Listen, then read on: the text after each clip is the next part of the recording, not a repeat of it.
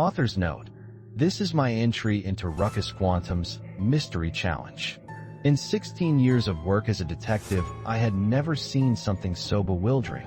A case had come across my desk outlining the suicides of 3 different 5-year-old children. They had all died jumping from the tops of buildings. 2 out of 3 times it was their own house. I read through the case files and noticed similarities between the children. They were all fair-skinned and had blonde hair. 2 were male and the other was a female, and they were all wearing blue the day they had jumped. After studying the files for hours, I brought the dockets into my chief's office. I tossed them down on his desk as he looked up from his computer. "Who put this on my desk?" I asked him. "I did. Now I know you have a 5-year-old daughter, but you're the best detective in this whole damn department," he said, stroking his mustache as he looked at me. "Sir, with all due respect, I can't do it. I know I'm going to get too attached. It's happened before, and I won't let myself go through it again," I said. "But you learned from last time. There are 3 dead 5-year-olds, all suspected of committing suicide." "Tell me that doesn't sound strange," he said. "Don't drag me into this again, Bill," I said, rubbing my temples in an effort to ease the ever-increasing headache pounding in my ears. "Lou, please, I'm asking you as a friend. Give it a look over. Give these families the closure they need. I know you can solve this case," he said, almost desperately. "I can't do it, Bill. Not this time," I said, shaking my head tiredly. "I understand. I'll have Carlson have a look over it. See if he can give it a crack." "I'm sorry, Lou. I shouldn't have brought that case to you at all." He packed away the case files, and I got one last look at the face of victim number 2, a bright-eyed young girl with a happy smile and blue eyes. "I've got another case you can work on. Suspected double homicide, found in an apartment in the middle of the city. Would you rather get to work on that?" "Yeah, sure. Put it on my desk, and I'll have a read over it," I said, the image of the young blonde girl refusing to fade out of my memory. She looked so similar to my little Jenny, from her blue eyes down to her gleeful smile. As I studied the recollection of the picture in my mind, I could almost hear her laughter. "You all right, Lou?" I heard Bill ask me from a mile away, and I followed his voice back into the real world, the image finally fading along with the happy chuckles. "Yeah, I'm fine. Just a little preoccupied with other thoughts, I suppose. Have that case on my desk soon." I asked him. "Not to worry. Say, you wouldn't mind running this case down to Carlson, would you? I'll get yours printed and sent down much faster if you help me out," he said, pushing the envelope full of descriptions, photos, and eyewitness accounts in my direction. "Not at all," I replied, taking the yellow package from his hands and turning to leave. "Hey Lou, I'm sorry. I shouldn't have even shown you the case. I don't want you to feel scared for Jenny now, though. Carlson's the second best detective in this department. He'll get the job done," Bill reassured me, and I nodded and headed out the door. As I walked through the gray corridors to Carlson's office, I noticed a stray paper hanging out of the envelope. I grasped it and pulled, revealing the slip of paper.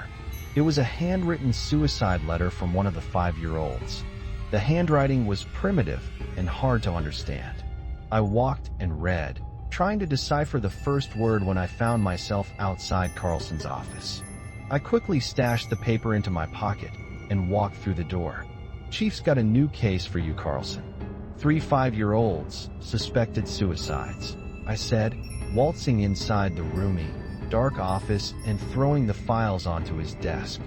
"Suicides, you said?" Carlson asked, looking up from his phone. He had been texting someone he wasn't supposed to.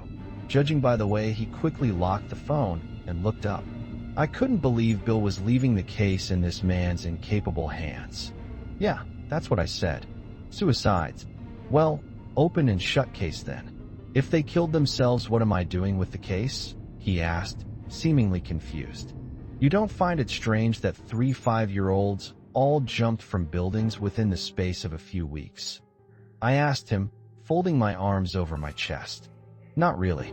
Pressures of school nowadays. It doesn't surprise me at all, to be perfectly honest with you," Carlson said, leaning back against his chair and sliding his phone into his pocket. "Okay, valid point. Except that when you read the case file, you'll find out that these 3 kids aren't even in school yet. In fact, they were all due to start in a month's time, I said angrily. I couldn't believe how passive this man was being. 3 5-year-olds were dead without a valid explanation, and he was shrugging off the case as if it had already been figured out. Thanks, Sherlock. Is this your case, or is it mine? He said aggressively, and then picked up the yellow envelope and waved it around. Get out of my office, please, Lou. I've got work to do. Just make sure you do it then, Carlson, I said, stalking out of the office. When I was far enough away, I removed the crumpled letter from my pocket and studied it. I reached my office and sat down in my seat, smoothing the wrinkles in the worn bit of paper. This is what the note read: Mummy and Daddy, I love you, but I have to go now. Don't worry, I'll be okay, he promised. Michelle. The writing seemed forced, and promised seemed like too big of a word for a 5-year-old to know whether they had started school or not. And who was this mysterious man mentioned? Did he force little Michelle to write the letter and then make her jump? According to the file, there had been no men on the scene apart from the father and later the police. Security around the crime scene had been watertight. Could it have been an imaginary friend, perhaps? So many scenarios flooded my mind, and although the case wasn't mine, I knew I wouldn't be able to rest until it had been solved. A few days later, the girl entered my dreams. I had almost forgotten the case, but it still played on the edges of my subconscious, tricking me into believing it would release my mind and break free, leaving me in peace. It would then re-enter my brain. A small child walking on the sidewalk would remind me of one of the children, or I would pass a crying woman, and then the case would swoop into the foreground, never letting me forget completely. But I went to sleep 3 nights after the case had passed my desk, and there she was. Help me, she said, tears streaming down her face and her hand outstretched. Her blonde hair was whipping in the wind as she stood in the darkness. I reached out my hand, but she was leaning backwards, getting further away. And then she was falling, and she crashed into the blackness surrounding her, breaking it and revealing the sirens and screams as she toppled from the roof of her house. Her fingers slipped past mine, and then she was screaming. I woke up, sweat covering my chest. I hadn't saved her. I hadn't been there at the scene in time, but I was going to help her now, and that was a promise. I had woken up in the morning, earlier than usual, and joined my wife and daughter in the dining room for breakfast. I didn't want to wake you up, my wife said, surprised. I wanted to eat breakfast with you too this morning. Morning, darling, I said to my daughter as I kissed my wife. She made a face of disgust at the gesture, and I laughed. Off to daycare. Yeah, but I'll be at school soon, Daddy, she said, giggling. I know. You are getting so big, aren't you? I said, walking over and kneeling down at her chair in order to be face to face with her. She is, said my wife. You'll never guess how many pancakes she's eaten. How many? I asked her. 1. Don't tell me you've eaten 3. I said playfully. I ate 4, she chuckled, and I leaned over and tickled her belly. You're lying. You couldn't fit 4 in there. I did, Daddy. They're in my tummy, she said, laughing as I tickled her. Okay, sweetheart, Mummy's going to work now. Come on, say bye to Daddy. My wife rose from the table and took both of their plates to the kitchen. Bye, Daddy, Jenny said, hugging my neck. Bye, Jenny. Have a good day at school, honey, I replied, hugging her back. A short time after they left the house, I took a quick shower and headed off to work myself. When I arrived, my boss and Carlson were having a heated argument. I walked through the sliding glass doors and past the reception area of the police department. I headed towards the two, catching glimpses of what they were saying as I neared. No, look, you don't understand. I understand perfectly, Carlson. You do not have enough evidence there for a warrant. End of story. Then gather more evidence, Carlson. I cannot grant you a warrant with such little information. Fine. I walked up, and Carlson shot me a disgusted glare as he stormed off. What was that about? I asked my chief as casually as I could, although I was bursting on the inside to find out what had made Carlson so enraged.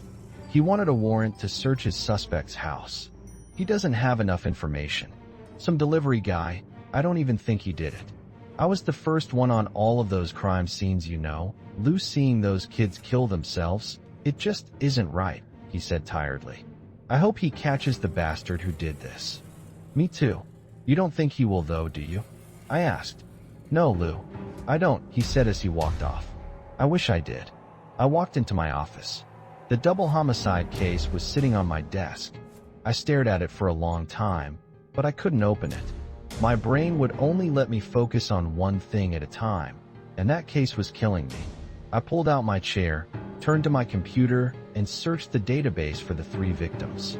I ran analysis to try and find a connection to the 3 kids. I found out that they all lived within 3 blocks of each other and were enrolled in the same public school due to start next month. Harshley Primary School, the same kindergarten my own daughter was soon to attend. I printed off my findings and read over them once more. I was looking for a connection somewhere, a connection to a particular man or organization. I tried a different angle. Instead of looking for people or organizations that had contacted the families, I looked for organizations and people the families had contacted themselves. I investigated for a while, until my police department popped onto the screen.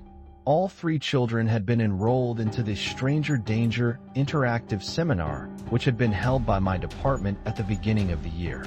It had been targeted at those about to go into school, 4 and 5-year-olds, in order to educate them about the dangers of strange vehicles and all of the basic things like avoiding people you don't know. The seminar had been run by my chief, Bill, and a few others, including Carlson. I decided to look further into Carlson's background. After only a short time investigating, I discovered a blocked file entitled Carlson E. Richmond. It should have been the file on Carlson's history. However, instead of coming up with schools he had attended and other records, the file had been completely wiped. I had no idea why, or even how it possible to wipe a file on someone's history. All I knew was that there was a reason his file had been cleared of his past, and it was most likely in order to cover up a dark history. At 3 o'clock, I decided to call it a day. Staring at my computer for hours had dried my eyes and given me a pounding ache in between them. I walked into my chief's office. I think I'm going to call it a day, Bill. I've got a pretty bad headache, I said, rubbing my temples. No worries, Lou. You did overtime last week. Go home to your family, he said sympathetically. Thank you. Are you about to head home too? I asked, noticing the briefcase on his desk. What this? Oh no, this is some more files on the suicide case. I'm staying here late tonight to help Carlson out with the case. I'm afraid he doesn't know what he's doing. Okay, well, I hope you two aren't here too late then, I replied, turning to head out the door. Later, as I was driving home, I received a call from a strange number. I turned on hands-free, answered the call, but before I could speak, a raspy voice I had never heard before began to cry. I don't want to do it, but I can't help it. When I see them, I can't help but make them die. Who is this? I asked the man on the other end. I can't tell you, but you have to help me. I don't want to keep killing them. I can't help you if I don't know your name. Who are you killing? The children. The children are dead because I make them jump. I could never kill them myself, but I love to watch them die. I'm sick. You have to help me. Oh God, you have to help me. Who are you, sir? I asked, shouting to be heard over the top of the man's gibberish. I heard a door opening in the background, a muffled voice, and then the phone hung up. I stared at the road in astonishment. The killer had just called me and confessed. All I had to do was trace the number of the phone back, and I had him. I ran into my house excitedly and submitted my call logs into my personal computer. I got heart flutters as the number ran through the database, but my heart stopped when the number showed up belonging to Carlson E. Richmond, Warrega Police Department. The call had been made from his desk. Carlson was the man behind the suicides, and I had the evidence now to put him behind bars. I thought about driving back down to the police station, but decided against it as Carlson may have already left, and I didn't want to have to explain everything to Bill so late at night. No, it could wait until the morning. I woke to the sounds of my daughter crying downstairs and my wife comforting her. I threw on a dressing gown and rushed downstairs. "What's the matter, princess?" I asked my Jenny, as tears flowed from her blue eyes onto her red cheeks. "A man was in my room last night, and he said he was my friend, but I didn't know him." Jenny cried as she looked up at me. "A man was in your room?" I demanded. "Yes, but I didn't believe he was my friend. I said go away, and he went out the window," she cried as she hugged my wife. My wife looked up at me with wide eyes. "We have to call the police," she said in a frightened tone of voice. "I am the police, Maureen." "No, we're not calling. Look, we've been working on a case down at the department, and I think this man in her room might be related. I'll take her into work today so she can give them a description. I'll get everyone watching the house. This won't happen again, okay, honey? I promise," I said, giving her a kiss on the cheek. "Come on, Jenny. You're coming with Daddy into work today." "Okay." Jenny said, her voice still shaky from crying. "Give Daddy 1 minute," I said, climbing the stairs to my bedroom. I opened the top drawer of my wardrobe chest and removed the pile of t-shirts concealing the .22 revolver I had hidden in there for safety. I took it out, feeling the cool metal on my fingertips. I then tucked it into the back of my jeans and walked downstairs again. "Let's go, Pumpkin." We drove through the streets silently, neither one of us uttering a single syllable. When we arrived at the turnoff for the police department, I turned the other way. "Where are we going, Daddy?" "You work down there," my daughter said, pointing towards the police station becoming increasingly smaller in the rear vision mirror. "It's too early to go there yet, sweetie. Daddy has to pay a friend a little visit." I drove a few blocks from the police station and then rolled to a stop outside a 3-story house marked with the number 162. I got out of the car and dragged Jenny after me. I didn't even bother knocking on the door, I just kicked it down. "Daddy, what are you doing?" Jenny was screaming at this point, but I forced myself to ignore her. I stormed up the stairs, still holding Jenny's hand. I could hear shuffling in the upstairs bedroom. I kicked the bedroom door down to reveal Carlson and his wife desperately trying to hide in there in soot, but unable to get the door open. "Lou, what the hell are you doing here?" Carlson screamed. "Why are you in my house?" "I could ask you the same thing," I said calmly. "Why were you in my daughter's room last night? You filthy little bastard. 3 kids weren't enough? You had to threaten my daughter, too?" "Daddy," Jenny said, pulling my sleeve. "Not now, sweetie. What do you have to say for yourself, maggot?" I asked Carlson, who was shielding his wife with his body. "I don't know what you're talking about. My son has called the police. They'll be here soon enough," Carlson said, barely managing to choke out the words. He stood so pathetically, dressed in cross-hatched pajama pants and top, standing at the door to the in soot in his comfortably sized bedroom. His wife was crying behind him, cowering and hugging his legs, dressed in a blue nightgown and wearing slippers.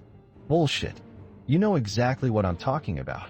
Chief gave you that case, and you didn't want to investigate it further because you were the one who killed them. You were scared," I said, my hand reaching around to grab my revolver. "I just said, Lou, I don't have a clue what you're talking about." "You sound crazy right now," said Carlson. "I don't believe a single word you're saying, arsehole. You killed 3 5-year-olds. Does that make you feel tough?" "Huh, does it?" I screamed, whipping the gun out from my jeans and pointing it in between his eyes. "I must say, your manipulation skills are pretty impressive, but nothing gives a better result than a simple bullet." I squeezed the trigger, the cylinder of solid metal on a direct course with Carlson's forehead. In less than a second, half of his head was no longer attached to his body. Rather, it was plastered over the in-soot door. Jenny's screams were broken only by the sounds of police sirens approaching the house. Carlson's wife was crying next to the body of her dead husband. Everything was so deafening. The sound of the gun being fired still rang in my mind, rattling my brain against my skull. The screams only added to the already impossibly loud noises in my mind. I couldn't see anything that was happening around me. Everything seemed to slow down until it almost stopped. And then time slowly sped up again until everything was happening at normal pace once more. I turned towards Jenny. Daddy's done a bad thing. Jenny, but that man was bad, okay? The police won't believe Daddy, so we have to try and convince them. I'm going to put you out the window, and I want you to climb onto the roof. Okay, sweetie, I said, gripping her shoulders with my strong hands. I picked her up and hauled her out the window and onto the roof, following shortly afterwards. The police arrived with 14 squad cars.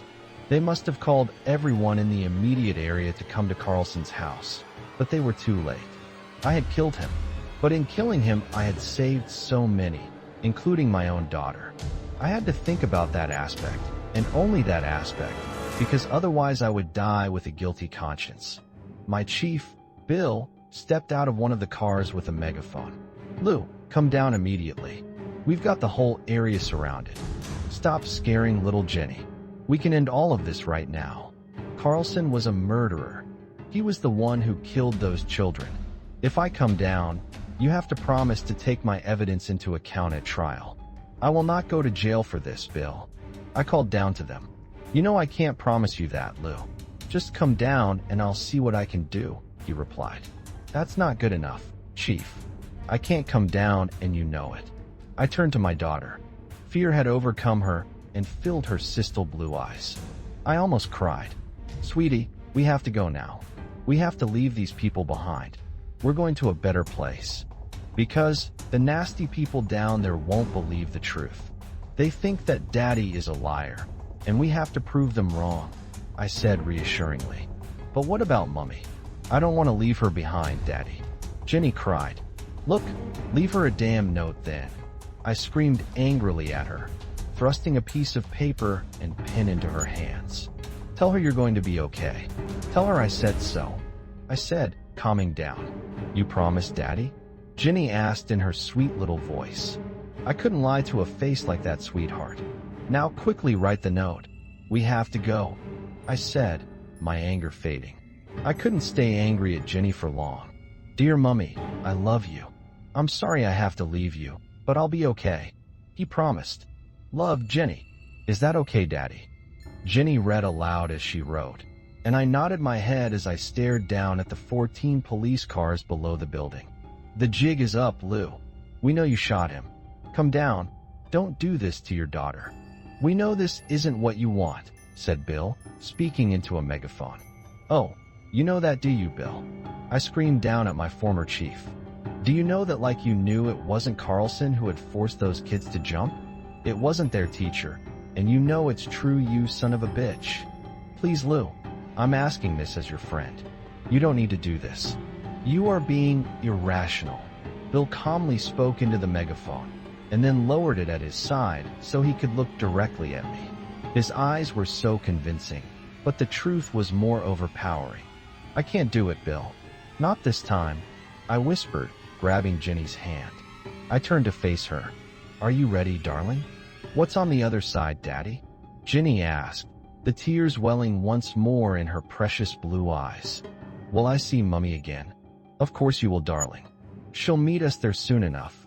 I smiled reassuringly, and she smiled back. We moved to the edge of the roof, standing side by side. 3 stories to the ground. It would only take a second to fall the whole way down. Ready? 1, 2, 3, I whispered.